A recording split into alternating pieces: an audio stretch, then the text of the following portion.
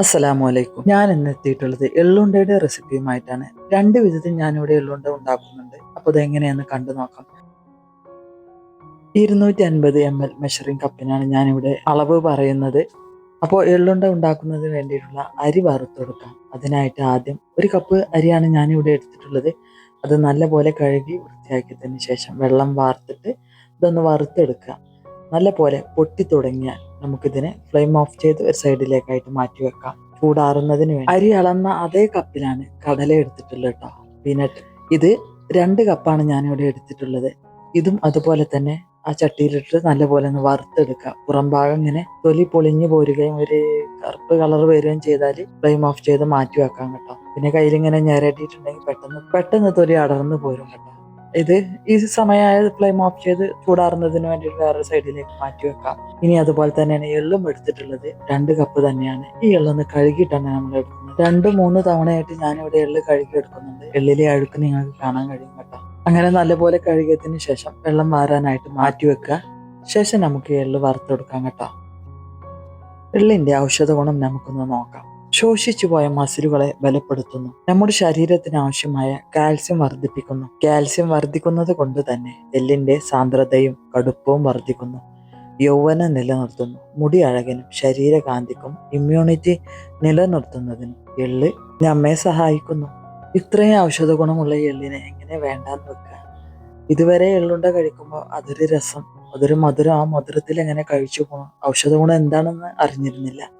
എള്ളിനെ പറ്റി പഠിക്കുമ്പോഴാണ് എള്ളിന്റെ ഔഷധ ഗുണം നമുക്ക് അറിയാൻ കഴിയുന്നത്. എള്ള് വറുക്കാൻ എടുക്കുമ്പോൾ എള്ളിലെ വെള്ളം പൂർണ്ണമായും വറ്റി പോകണം കേട്ടോ. എന്നിട്ട് വേണം വറുത്തെടുക്കാൻ വേണ്ടിയിട്ട്. വറുത്തത് ഇതുപോലെ ഈ സമയം എത്തിക്കഴിഞ്ഞാൽ എള്ള് ഇങ്ങനെ വെള്ള കളറിൽ ഇങ്ങനെ പൊട്ടി വരും. നല്ലപോലെ പൊട്ടി വന്നു കഴിഞ്ഞാൽ നമുക്ക് ഫ്ലെയിം ഓഫ് ചെയ്തേണം. ഫ്ലെയിം ഓഫ് ചെയ്ത് വേറെ ഒരു പാത്രത്തിലേക്ക് മാറ്റണം. അല്ലെങ്കിൽ ഇതുപോലെ ഇളക്കിക്കൊണ്ടിരിക്കണം. ഈ പാത്രത്തിൽ തന്നെ വെച്ചിരുന്നാൽ കയ്പ്പ് രസം വരും കേട്ടോ, അടി കരിഞ്ഞു പോയിട്ടുണ്ടെങ്കിൽ. ഇനി തേങ്ങ വറുത്തെടുക്കാം. പച്ച തേങ്ങ ചേർക്കുന്നതാണ് നല്ലത്. എള്ളുണ്ട ഉണ്ടാക്കി സ്റ്റോർ ചെയ്ത് വെക്കാനാണെങ്കിൽ പച്ച തേങ്ങ ചേർത്താൽ ഒരു കാറ രുചി വരും. അതുകൊണ്ട് തന്നെ തേങ്ങ വറുത്ത് എടുക്കുന്നതാണ് നല്ലത്. തേങ്ങ വറുത്തെടുക്കുന്ന സമയത്ത് കറിക്കൊക്കെ വറുത്തെടുക്കുമല്ലോ, അത്ര തന്നെ വേണ്ട കേട്ടോ. ഒരു ലൈറ്റ് ഗോൾഡൻ കളറിലേക്ക് വന്നാൽ ഫ്ലെയിം ഓഫ് ചെയ്ത് മാറ്റി വെക്കാം. ഒരു വലിയ തേങ്ങ ചിരവി അത് മുഴുവനായിട്ട് ഞാനിവിടെ എടുത്തിട്ടുണ്ട്. ചെറിയ തേങ്ങയാണെങ്കിൽ 2 എണ്ണം എടുക്കണം കേട്ടോ. അപ്പോൾ ഇതൊരു സൈഡിലേക്കായിട്ട് മാറ്റി വെക്കുക. ഇനി അരി വറുത്തത് ആദ്യം നമുക്ക് പൊടിച്ചെടുക്കാം. അരി പൊടിച്ച് ഒരു സൈഡിലേക്കായിട്ട് ഇത് മാറ്റി വെക്കണം. ഇത് കൂട്ടത്തിൽ കൂട്ടാൻ പാടില്ല. ഞാൻ പറഞ്ഞു രണ്ട് വിധത്തിൽ ഞാനിവിടെ എള്ളുണ്ട കാണിക്കുന്നുണ്ട് എന്നുള്ളത്.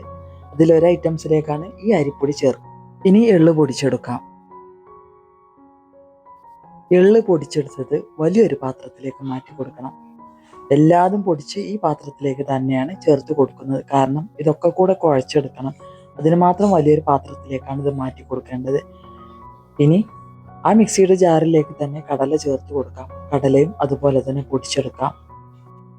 എള്ള് പൊടിച്ചിട്ട് അതേ പാത്രത്തിലേക്ക് തന്നെ കടലയും പൊടിച്ചത് ചേർത്ത് കൊടുക്കാം.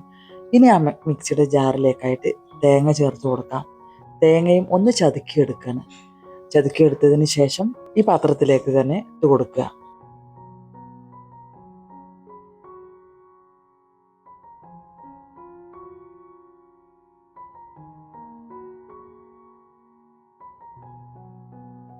ഇനി ശർക്കര പൊടിച്ചെടുക്കാം.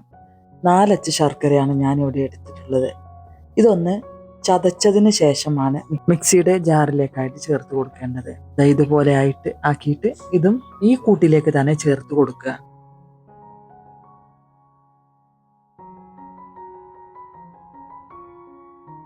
ഇനി ഇതെല്ലാം കൂടെ നമുക്ക് കുഴച്ചെടുക്കാം. കുറച്ച് സമയം വേണ്ടി വരും കേട്ടോ, കാരണം വെള്ളത്തിന്റെ അംശം ഒട്ടുമില്ലാത്തതാണ്.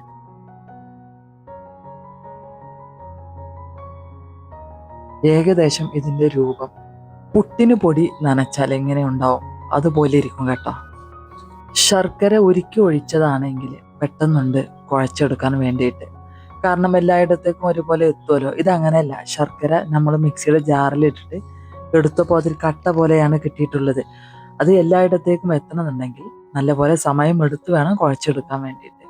നല്ലപോലെ സമയമെടുത്ത് കുഴച്ചെടുത്താൽ ശർക്കര എല്ലാ ഭാഗത്തേക്കും ഒരുപോലെ എത്തും.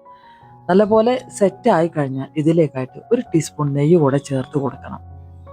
ഉരുക്കിയ നെയ്യാണെങ്കിൽ അത്രയും നല്ലത് കേട്ടോ. ഞാൻ എളുപ്പവഴിക്ക് വേണ്ടി ചെയ്തതാണ്. പക്ഷെ അതൊരു അബദ്ധമായി.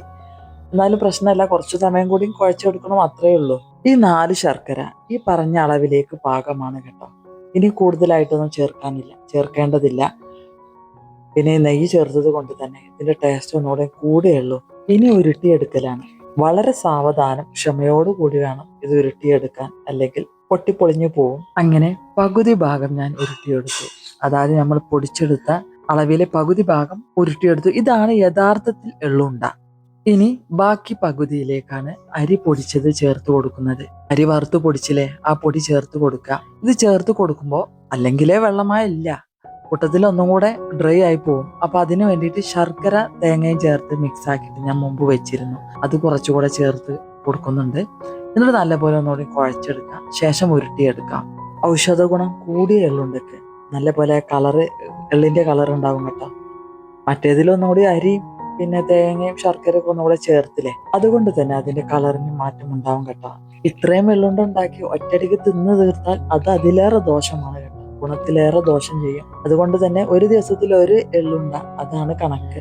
ബാക്കിയുള്ളത് നമുക്ക് ഫ്രിഡ്ജിൽ സ്റ്റോർ ചെയ്ത് വെക്കാം. അങ്ങനെ സൂപ്പർ ടേസ്റ്റി ആയിട്ടുള്ള ഔഷധ ഗുണങ്ങൾ ഏറെയുള്ള എള്ളുണ്ട തയ്യാറായി കഴിഞ്ഞു. നിങ്ങൾക്ക് ഈ വീഡിയോ ഇഷ്ടപ്പെടുമെന്ന് ഞാൻ കരുതുന്നു.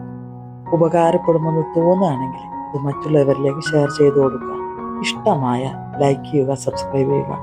ഇൻഷാ അല്ലാഹ് മറ്റൊരു വീഡിയോയുമായി വരുന്നവരെ ബൈ. അസ്സലാമു അലൈക്കും.